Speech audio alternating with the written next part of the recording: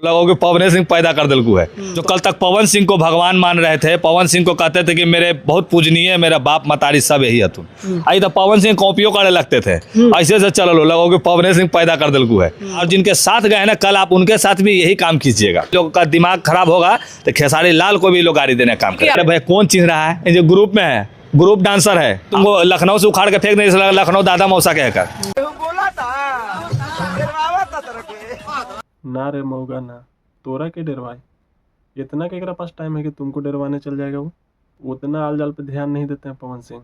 जिस दिन ध्यान देना शुरू कर दिए ना, उस दिन तुम्हारा ठेहुना से लोर गिरना चालू हो जाएगा। एक ठो कहावत है कि जिस थाली में खाएगा उसी में छेद करेगा। उसका बहुत बड़का एग्जाम्पल है इन लोग।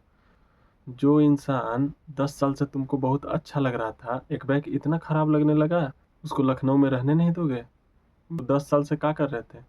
जब स्वाभिमान बेच के काम नहीं किए हो कभी, तो तुम धमकी भी दिया, उसका भुगतान भी भुगता।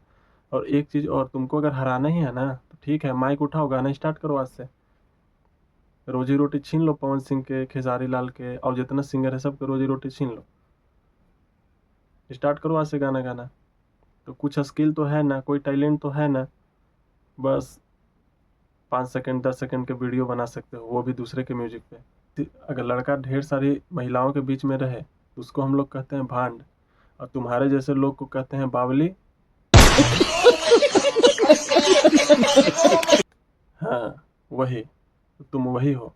फिलहाल आज के लिए इतना ही। आपकी तरह मैं भी मायूस हूँ, लेकिन उम्मीद पर दुनिया कायम है। दिल दुखा है लेकिन टूटा तो नहीं है, और उम्मीद का दामन छूटा तो नहीं है।